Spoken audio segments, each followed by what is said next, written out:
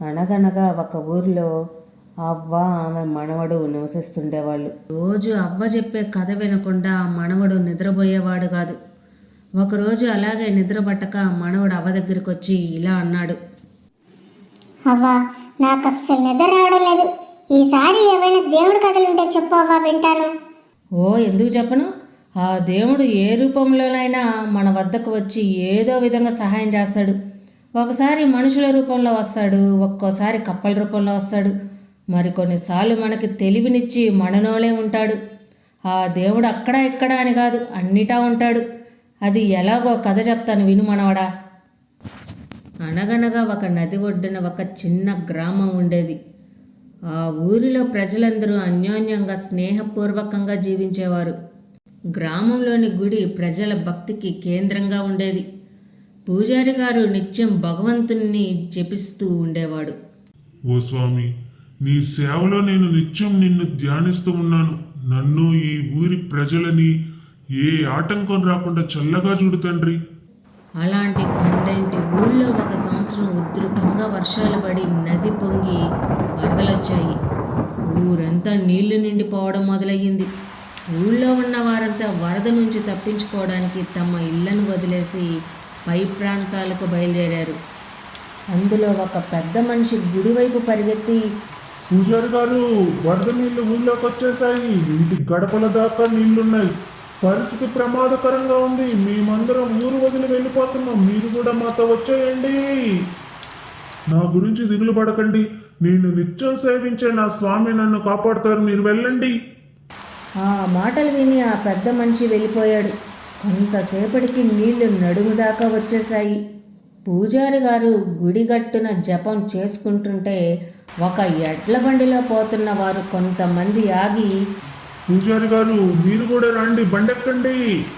లేదు లేదు, నేను రాను. నన్ను ఆ దేవుడే కాపాడతాడు అని చెప్పి గుడిలోనే ఉండిపోయాడు. కొంచెం సేపటికి నీళ్లు మెడదాకా వచ్చేశాయి. పడవలో ప్రయాణం చేస్తున్న కొందరు చూసి, ఓ పూజారి గారు, మీరు ఇంకా ఇక్కడే ఉన్నారేంటి? ఇక్కడ ఉండడం చాలా ప్రమాదకరం. నీళ్లు చాలా వేగంగా వచ్చేస్తున్నాయి. మీరు కూడా మాతో రండి. మీరు వెళ్ళండి, నన్ను ఆ దేవుడే కాపాడతాడు. చలిలో వణుకుతూ ఆ పూజారి ముక్కు దాకా నీళ్లు వచ్చేసరికి ఇక కంగారు పడ్డాడు. అతి వేగంగా గుడి మొత్తం నీళ్లు నిండిపోయాయి. పూజారి గారు దేవుడి ధ్యానం చేసుకుంటూనే గుడి గోపురం ఎక్కి కూర్చున్నాడు. కొంతసేపటికి దిగులు మొదలయ్యింది. ఎప్పటికీ వాన ఆగడం లేదు. నీళ్ళ ప్రవాహం ఎక్కడ ఆగేలా కనిపించడం లేదు. దేవుడా, నేను నీకేం తక్కువ చేశాను? రోజు శ్రద్ధగా పూజలు చేశాను. నిన్నే నమ్ముకున్నాను. అయినా నన్ను కాపాడటానికి రావేంటి అని దేవుడితో మొరపెట్టుకున్నాడు. ఇంతలో దేవుడు ప్రత్యక్షమై, మూర్ఖుడా, నేను మనిషిని పంపించాను, బండిని పంపించాను, పడవని పంపించాను. నువ్వే రాకుండా ఇక్కడ తిష్ట వేసుకొని కూర్చున్నావు. నువ్వు నన్ను గుర్తుపట్టకపోతే అది నా తప్ప అని మందలించి మాయమైపోయాడు. పూజారికి వెంటనే జ్ఞానోదయం అయింది. చేసిన పొరపాటు గ్రహించి ఆ దేవుడికి క్షమాపణ కోరాడు. కొంతసేపటికి మరో పడవలో మరికొంతమంది కనిపించారు. పూజారి గారు మారు మాట మాట్లాడకుండా పడవనెక్కి ప్రాణాలు కాపాడుకున్నాడు. ఈ కథలోని నీతి ఏమిటంటే, దేవుడు సహాయం చేస్తాడు, కానీ మనం కూడా ప్రయత్నించాలి. పురాతన కాలంలో గురవయ్య అనే వ్యక్తి చాలా దరిద్రుడుగా ఉండేవాడు. అతని ఇంట్లో దరిద్రం నెలకొంది. అంటే అతను ఒక్కొక్క గింజకు కూడా ఆధారపడేవాడు. ఉదయం ఆహారం తింటే సాయంత్రం తినేవాడు కాదు. సాయంత్రం తింటే ఉదయం తినే ఆశ కూడా ఉండేది కాదు. అలా గురవయ్య జీవితం సాగుతూ ఉండేది. తన పిల్లల్ని పెంచడం కూడా అతనికి చాలా కష్టంగా ఉండేది. గురవయ్య దరిద్రుడుగా ఉన్నప్పటికీ అతను ఈశ్వరనామాలపై చాలా నమ్మకం కలిగి ఉండేవాడు. పరమాత్మను ఎల్లప్పుడూ స్మరిస్తూ ఉండేవాడు. ప్రతి ఉదయం సాయంత్రం భక్తితో భగవత్ నామాన్ని జపించేవాడు. ఇది అతని నిత్య కర్మ. మిగిలిన అతని జన్మ దరిద్రంలో గడిచిపోయింది. కానీ కాలం మారినప్పుడు భిక్షుకుడు కూడా రాజవుతాడు. ఒకరోజు గురవయ్య తన గుడిసెలో విశ్రాంతి తీసుకుంటుండగా అకస్మాత్తుగా అతని ఇంట్లో ఒక్కసారిగా కప్పలు వచ్చేశాయి. ఎక్కడి నుంచో చిన్న చిన్న కప్పలు అతని ఇంట్లో చుట్టూ తిరుగుతూ కనిపించాయి. కానీ ఆ కప్పలు చూసిన గురవయ్య చాలా సంతోషించాడు. అతను ఆలోచించడం ప్రారంభించాడు. వర్షం లేకుండా నా ఇంట్లోకి కప్పలు ఎలా వచ్చాయి? ఈ ఋతువులో కప్పలు ఎక్కడా కనిపించవు. అయినా కప్పలు వర్షాకాలంలో మాత్రమే కనిపిస్తాయి. కానీ వేసవకాలంలో కప్పలు కనపడాలంటే చాలా కష్టం కదా. మరి ఇప్పుడు మా ఇంటికి ఇన్ని కప్పలు ఎలా వచ్చాయి అని ఆలోచిస్తూ ఉన్నాడు. కానీ గురవయ్యకి కప్పల శకునం గురించి ఏమీ తెలియదు. ఇన్ని కప్పలను తన ఇంట్లో చూసిన గురవయ్య చాలా ఆశ్చర్యపోయాడు. మనసులో ఈశ్వరుని స్మరిస్తూ ఆలోచిస్తూ ఉన్నాడు. పరమాత్మ, నీ లీల చాలా విచిత్రం. నీవు ఎప్పుడు ఏం చేస్తావో ఎవరికీ తెలియదు. వేసవిలో భీకరమైన ఎండలో భూమి అగ్నిలా కాలిపోతుంది. అలాంటి ఎండలో ఇన్ని కప్పలు మన ఇంట్లోకి ఎలా వచ్చాయండి? సరేలేవే, ఇంట్లో నీడ ఉంటుంది కాబట్టి నీడ చూసుకొని ఇంట్లోకి వచ్చి ఉంటాయిలే. బహుశా ఈ ఎండలో వాటి శరీరం కాలిపోతుందేమో అని ఆలోచించి గురవయ్య ఇంట్లో ఒక దగ్గర నీళ్లు చల్లాడు. అంతే, అన్ని కప్పలు నీటిలోకి వచ్చి నేల కతుక్కొని కూర్చున్నాయి. కప్పలు ఎక్కువగా ఉన్నాయి. కొన్ని అతని వంటగదిలోకి వెళ్ళాయి, కొన్ని ఇక్కడ గెంతుతున్నాయి, కొన్ని అక్కడ గెంతుతున్నాయి. అతని ఇంట్లో 4 వైపుల కప్పలు కనిపించాయి. తర్వాత నీటిని జల్లి అందరూ విశ్రాంతి తీసుకున్నారు. ఉదయం నిద్ర లేవగానే ఒక్క కప్ప కూడా కనిపించలేదు. అన్ని కప్పలు అక్కడి నుంచి వెళ్ళిపోయాయి. అంతా వెతికి చూశారు, ఎక్కడా ఒక్క కప్ప కూడా కనిపించలేదు. నానా, ఇన్ని కప్పలు ఒకేసారి ఎక్కడికి వెళ్ళిపోయి ఉంటాయి? ఒక్కడు కూడా కనిపించడం లేదు. కానీ ఆ రోజుటి నుండి గురవయ్య ఇంట్లో అద్భుతాలు కనిపించాయి. తిండికి ఏ లోటు లేకుండా పంటలు బాగా పండాయి. 10 రెట్లు ఎక్కువ పండించాడు. పెద్ద ధనవంతుడైపోయాడు. ఒకరోజు గురవయ్యకి దారిలో స్వామీజీ ఎదురు రాగా అతనికి కప్పలు ఇంటికి వచ్చిన సంగతి వివరించాడు. అప్పుడు ఆ సాధువు ఇలా చెప్పాడు. నాయనా, కప్పలు ఇంట్లోకి రావడం చాలా అదృష్టం. అందుకే నీ దశ కూడా మారింది. కప్ప ఇంట్లోకి వస్తే ఆర్థిక మార్పులు, ఉద్యోగ వ్యాపార మార్పులు జరుగుతాయి. అంతేకాదు ఆరోగ్యము బాగుంటుంది. కప్పని మంచి శకునంగా చూస్తారు అని కప్ప విశిష్టత గురించి గురవయ్యకి చెప్పాడు. అనగనగా గన్నవరం అనే గ్రామం ఉంది. ఆ గ్రామంలో రమణయ్య, సీతమ్మ అనే దంపతులు ఉండేవారు. వారు మేకలు మేపుకుంటూ వాటి మీద ఆధారపడి వారి జీవితం కొనసాగించేవారు. ఇది ఇలా ఉండగా ఒకరోజు వాళ్ళిద్దరూ ఇలా మాట్లాడుకుంటున్నారు. ఏమే, నాకు ఈరోజు కొంచెం బద్ధకంగా ఉంది. మేకల్ని ఈరోజు నువ్వు తోలుకుపోవే. ఏందే, నేను తోలుకుపోవాలా? ఆ మేకలు నా మాట వింటాయ్యా? చెప్పు, నేను ఏడ తిరిగేది వాటి కూడా. ఓ పని చెయ్యి, మన శివయ్యని పంపిద్దాం ఈరోజు. నోరు ముయ్యవే. నువ్వు పోకపోతే ఏదో విధంగా ఓపిక తెచ్చుకొని నేనే పోతాను గాని శివయ్యని జీవుల కాడికి పంపిను. మన బ్రతుకు ఎలాగో ఈ జీవులకు అంకితమైపోయినది. వాడి జీవితం కూడా మనలాగే సాగాల ఏంటి? నీ కొడుకు మేకలు మేయకుండా మహారాజు అవుతాడా ఏంటి? ఈరోజు కాకపోతే ఏదో ఓ రోజు మేకల్ని మేపాల్సిందే కదా.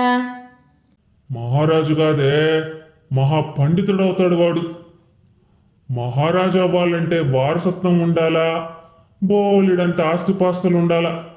అదే పాండిత్యం నేర్చుకొని జ్ఞానం సంపాదించాడనుకో, మనలాంటి ఎంతోమంది అమాయకులకు దారి చూపిస్తాడు. డబ్బు సంపాదిస్తే దొంగలెత్తుకుపోయే అవకాశం ఉంది. యుద్ధంలో ఓడిపోతే రాజ్యాలు పోతాయి. కానీ చదువు అనేది శాశ్వతమే. దాన్ని ఏ దొంగలు ఎత్తుకుపోలేరు, ఏ యుద్ధాలు దూరం చేయలేవు. నువ్వు చెప్పేదంతా బాగానే ఉందయ్యా. మన బోటాలకు అలాంటి గొప్ప విద్యలు అబ్బుతాయా? మనవాడికి విద్యాదానం చేసే ఆ మహానుభావుడెవరు? అంత ఆలోచించకుండానే నా కొడుకుని విద్యావంతుని చేద్దామనుకుంటున్నావా ఏంటి? శంకరయ్య అనే సాములూరున్నారే, ఆయన మహా గొప్ప పండితుడని అందరూ చెప్తున్నారు. ఆయనకి దేశమంతా శిష్యులున్నారంట. వాళ్ళంతా స్వామి దర్శనం కోసం తహతహలాడిపోతుంటారంట. స్వామి ఒక్క 6 నెలలు మాత్రమే తన ఆశ్రమంలో ఉండి శిష్యులందరికీ వేదాంగ రహస్యాలన్నీ చెప్తూ తక్కిన 6 నెలలు దేశాటన చేస్తారంట.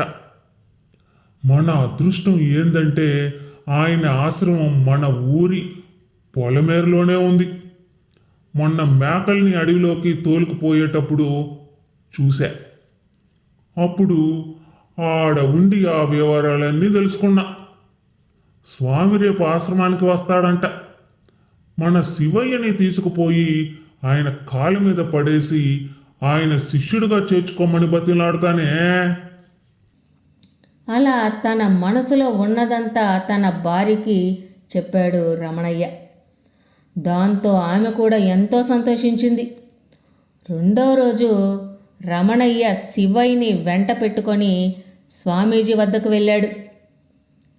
శిష్యులారా, విద్యా జ్ఞానం తెలుసుకుంటే సరిపోదు, దాన్ని మన జీవితంలో అమలుపరచాలి. అలాగే మనకు తెలిసిన జ్ఞానం 10 మందికి ఉపయోగపడాలి. నీ ఒక్కడితో ఆ జ్ఞానం అంతరించిపోకూడదు అని తన శిష్యులకి బోధిస్తూ ఉన్నాడు ఆ గురువు. ఇంతలో రమణయ్య స్వామీజీ దగ్గరకు తన కొడుకుని తీసుకొని వచ్చాడు. స్వామి, దండాలు స్వామి. వీడు నా కొడుకు స్వామి. వీడి పేరు శివయ్య. వీడు మీ దగ్గర శిష్యుడిగా చేర్చుకోమని, ఈయనకి కూడా పాఠాలు నేర్పించమని అడుగుదామని వచ్చాము స్వామి. స్వామీజీ శివయ్య వైపు చూసి నల్లగా సన్నగా తలపాగా కట్టుకున్న అమాయకమైన వ్యక్తిగా కనిపించాడు. ఆశపడ్డంలో తప్పు లేదు నాయన, కానీ అత్యాశ పనికిరాదు. వీడి వాలకం చూస్తుంటే వేదాలు చదివేవాడిలా ఉన్నాడా చెప్పు. ఆ మాటలకు శిష్యులందరూ పక్కపక్కా నవ్వారు. అది తండ్రి కొడుకులకు అవమానంగా అనిపించింది. కొన్ని విద్యలు నేర్చుకోవాలంటే నుదుటి మీద రాసి పెట్టి ఉండాలి. మహారాజుల పిల్లలు, ధనికుల పిల్లలు నా దగ్గర విద్య నేర్చుకోవడానికి ఎదురు చూస్తున్నారు. వాళ్ళందరినీ కాదని ఈ గొడ్లను కాచుకునే వీడికి నేను విద్యాబోధన ఎలా చేస్తాననుకున్నావు? నా గురించి నువ్వు సరిగా తెలుసుకోలేదా నాయనా? అయ్యా స్వామి, తమరి గురించి బాగా తెలుసుకొనే వచ్చాను స్వామి. మీరు చాలా గొప్పోలు స్వామి. మీ బోటోళ్ళ దగ్గర శిష్యరికం చేయడం అంటే ఆ దేవుడు వరం ఇచ్చినట్లే స్వామి. అందుకే మీరు మా మీద దయ చూపి మా ఓణ్ణి మీ శిష్యునిగా చేసుకోండి అయ్యా. ఈడు మాలాగా టింగరోడు కాదు, చాలా తెలివిగల పిల్లోడండి. మీ పేరు నిలబెడతాడు వీడు. ఏమిటి, నాకు పేరు తెస్తాడా? పక్క రాజ్యాల్లో కూడా నా పేరు మారుమరుగుతుంది. ఇప్పుడు వీడు నాకు కొత్తగా ఏం పేరు తెస్తాడు? వెళ్ళి మేకలు చక్కగా మేపుకోమని చెప్పు. మీ వాడు జీవితంలో పైకొస్తాడు.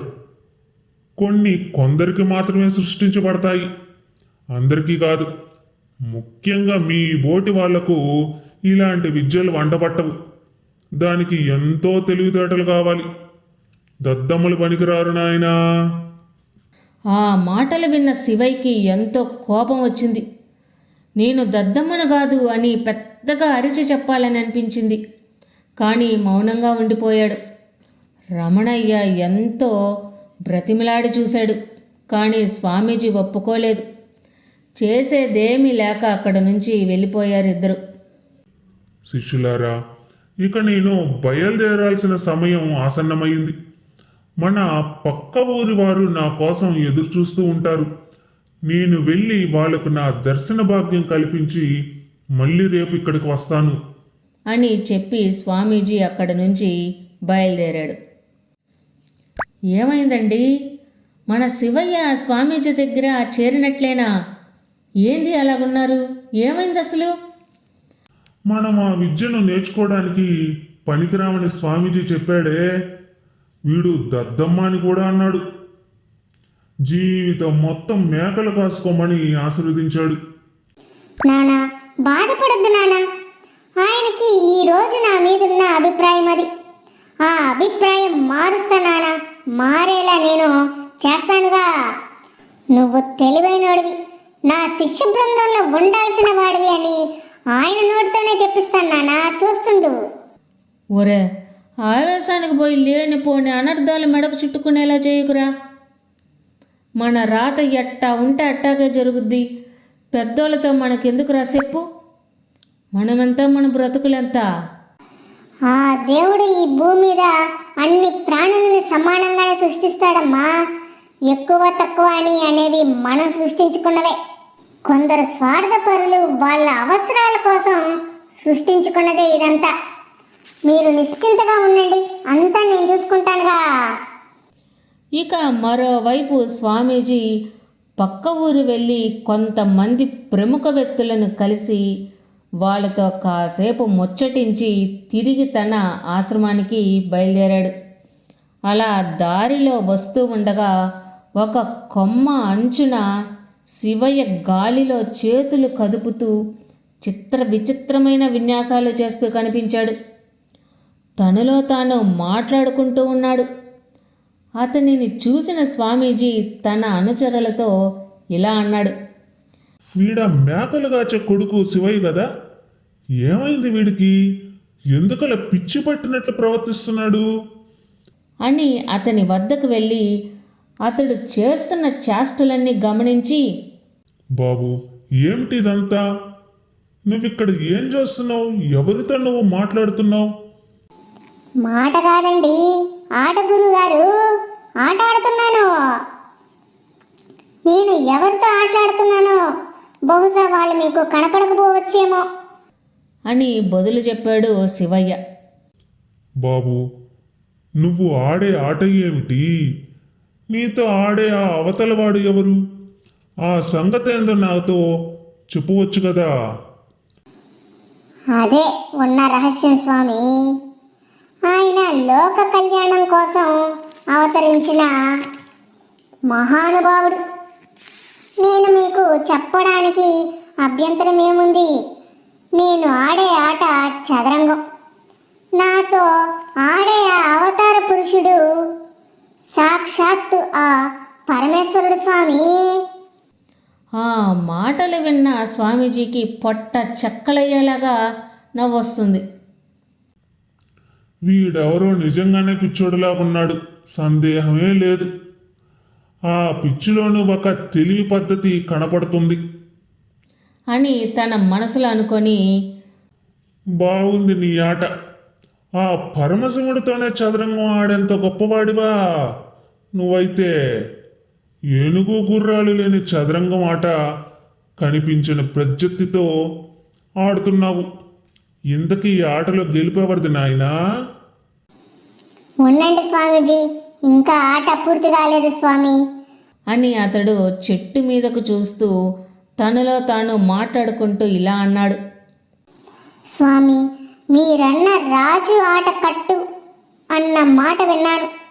ఇవాళ గెలుపు మీదే. నేను ఓడిపోయానని ఒప్పుకుంటున్నాను స్వామి. మరి గెలిచిన వాళ్లకు ఓడిన వారు ఏమైనా ఇచ్చుకోవాలా నాయనా? అవును గురుగారు, ఆటకి 2 నాణ్యాలు పందెం కాసుకున్నాం. మరి అయితే నువ్వు ఇప్పుడు ఓడిపోయావు కదా, మరి ఆ దేవుడికి 2 నాణ్యాలు చెల్లించలేదు ఏం నాయనా? అని తమాషాగా అన్నాడు స్వామీజీ. అడగడమే తడవగా శివయ్య వెంటనే 2 నాణ్యాలు తీసి, దేవుడెప్పుడు తన పందెం డబ్బులు నా దగ్గర స్వయంగా తీసుకోలేదు స్వామి. ఆ సమయానికి ఏ పండితున్నో ఏదో ఒక రూపంలో ఇక్కడికి పంపుతాడు. వాళ్లకు ఇస్తే ఆ దేవుడికి చెందుతుంది. ఇవాళ అదృష్టవశాత్తు మీరొచ్చారు కనుక దయచేసి ఈ నాణ్యాలు తమరే స్వీకరించాలి స్వామి. ఇది ఆ దేవుడు కానుకనుకోండి అంటూ 2 నాణ్యాలు స్వామీజీ చేతిలో పెట్టాడు శివయ్య. ఆ సమయంలో స్వామీజీకి ఏం చేయాలో అర్థం కాలేదు. ఆ 2 నాణ్యాలు తీసుకొని వెంటనే ఆశ్రమానికి వెళ్ళి శివయ్య గురించి తన శిష్యులకి చెప్పి ఆనందిస్తాడు. అలా 2 నెలల తర్వాత స్వామీజీ కొంతవరకు దేశ సంచారం చేసి తిరిగి తన ఊరికి చేరుకున్నాడు. ఊరికి రాగానే వెనుకటి వింత మనిషి సంగతి గుర్తుకొచ్చి తన అనుచరులతో ఇలా అన్నాడు. ఇంతకు ముందు మనం ఆ కొండ దగ్గర చూసిన ఆ పిచ్చివాడు శివయ్య ఇంకా అలాగే ప్రవర్తిస్తున్నాడా? అవును స్వామి, అతనిని తరచు చాలా మంది చూశారు. అతనిని చూసి కొంతమంది నవ్వుకుంటున్నారు కూడా, కొంతమంది అయితే జాలి పడుతున్నారు. అయితే ఒక్కసారి మనం కూడా వాడి వద్దకు వెళ్ళి వాడు ఇలా మారడానికి కారణం ఏంటో తెలుసుకుందాం.